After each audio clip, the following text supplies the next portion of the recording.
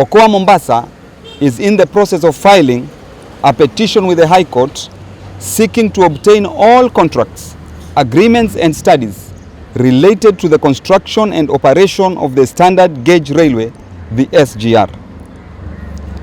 The Kenya shillings 450 billion, that is 4.2 billion US dollars, SGR is the most expensive infrastructure project in Kenya's history and was financed mostly via loans through the Export-Import Bank of China. According to government statistics, the SGR has operated at a financial loss since its inception, meaning its operations are not generating funds to help pay back the loans as planned. Despite the enormous costs to Kenyan taxpayers, agreements and studies related to the project and its financing have never been made public. Okoa Mombasa's petition argues that the Constitution prohibits confidential contracts for public infrastructure projects, which by law require public participation and accountability. Keeping such contracts confidential, the petition states, is a violation of several constitution articles related to access to information, public finance management, and transparency in governance. Okoa Mombasa believes that publicly releasing the contracts will foster more informed public participation and debate around the SGR and its impact, as well as more accountability and openness in public finance. The latter issue is particularly important given Kenya's growing and increasingly unsustainable public debt. The country's current debt is at least 7.2 trillion Kenya shillings, or 65% of GDP, but is projected to increase to 100% of GDP by 2030.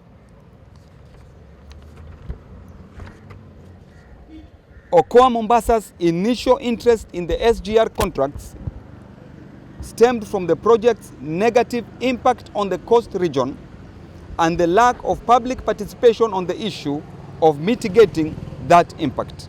In an effort to increase revenues, the government in 2019 directed that all containerized cargo at the port of Mombasa be transported inland via the SGR. This forced logistics companies to move their operations and container depots in Nairobi and Naivasha, devastating Mombasa's port-based economy.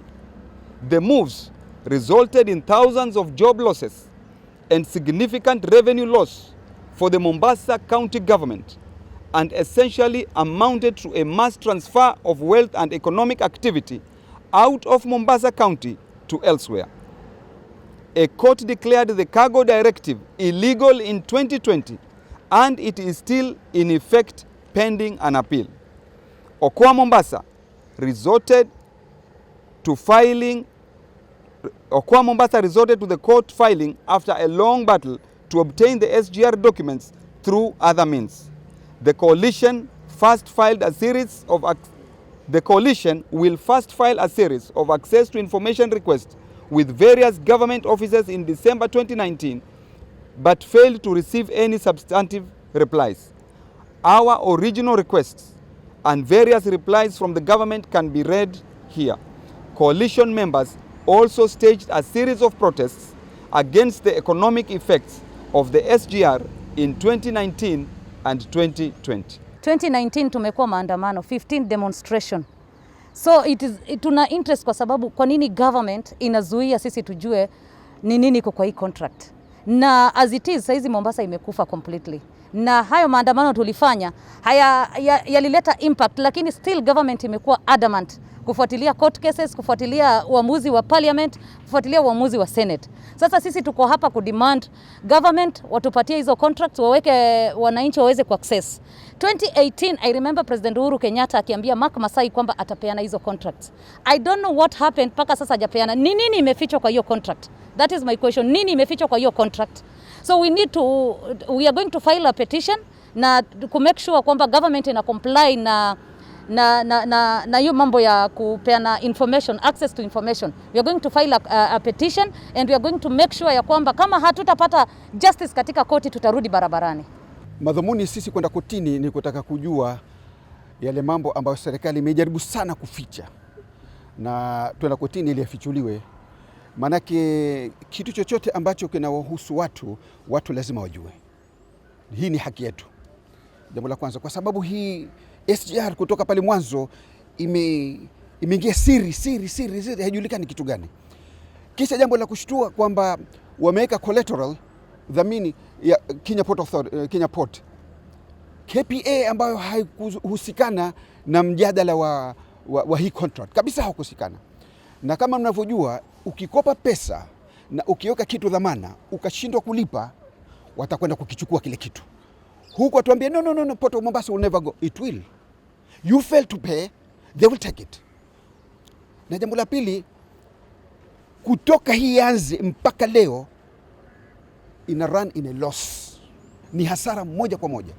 Inachukua pesa za taxpayer money ambayo inatia kwenye SGR.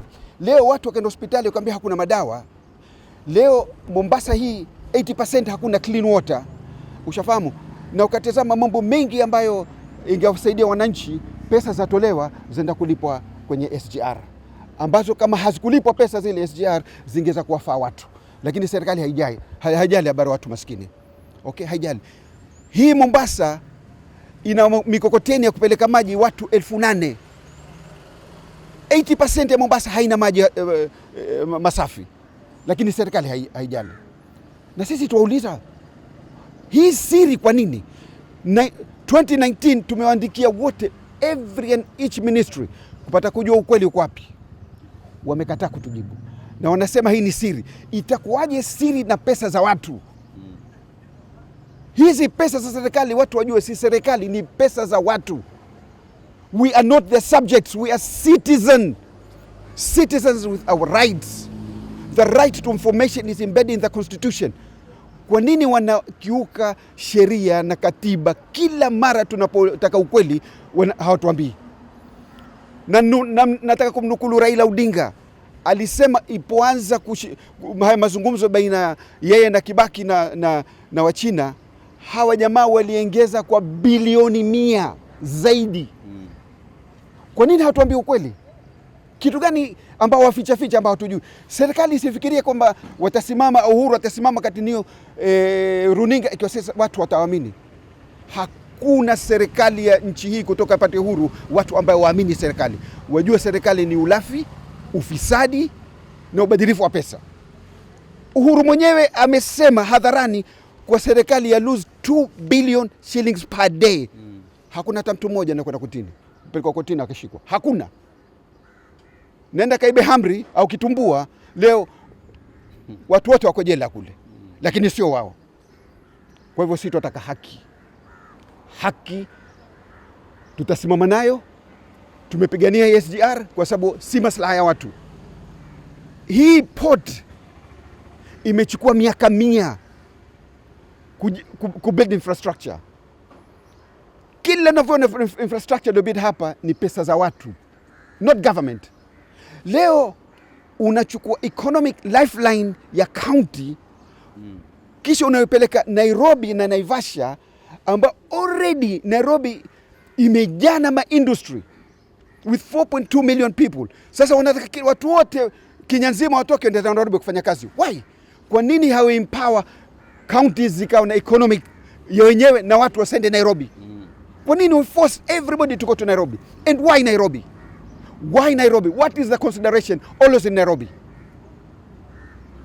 Sisi tutaifuata, hatuiwachi, nasema tutaifuata. Ikiwa haikuweza na hii corona itakwisha, watu watatoka tena barabarani. Tutatoka tena barabarani. Unajua, katika hii plea, zile wizara zote ambazo tumeandikia barua, tumeyataja majina wale watu. Sasa tunataka masulia iende kwa wao. Manake watu hawajali. Watavunja sheria, tukichukua kotini, kisha watatia mawakili, watatumia pesa zetu wenyewe kwenda kuwalipa mawakili. Kwa hivyo tutawaendea wale ambao wamekosa kufanya wajibu wao, na tutawaendea wale walipe hizo pesa ambazo zimebadiliwa. Sisi hatuna, we're not playing politics here. We're not politicians, we don't belong to any political party, but we shall stand for the right of the Kenyan people. Hatutarudi nyuma mpaka watakapotoa hii mikataba ambayo wameificha. Kwa sababu ya kuficha hii mikataba hatujajua ni nini mpaka wa leo. Nakumbukeni kama president wangu, ama president wa Kenya, Uhuru Muigai Kenyatta, anafaa aongoze kwa mfano, kwa mifano. Ikiwa alisema yeye atatoa hizi contract, anafaa ziweke wazi, hata yule nyanya aliyekule nyumbani ajue ameibiwa nini hapa Mombasa, kwa sababu watu wengi wanashangaa kutokana na yale matatizo yaliyoko katika mji wa Mombasa.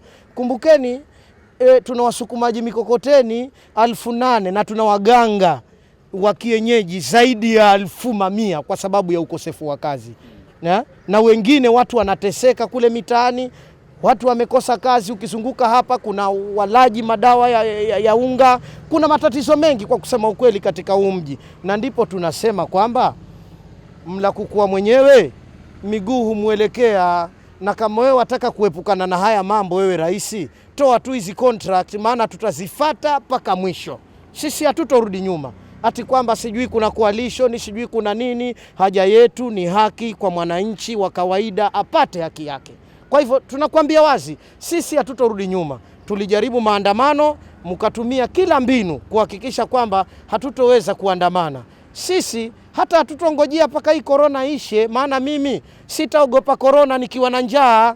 Mimi nitakufuata tu mpaka utoe mkataba na haki ipatikane. Tuna wasiwasi sana kwa sababu KPA inajulikana na iko waziwazi kwamba KPA imetumika kama guarantor ama guarantee ya hii loan ambayo ilichukuliwa ya kutengeneza SGR. Na sisi kama members wa Okoa Kazi Union na wafanyikazi wa pale KPA tuko na wasiwasi. Je, wa China wakichukua hii KPA itakuwaje?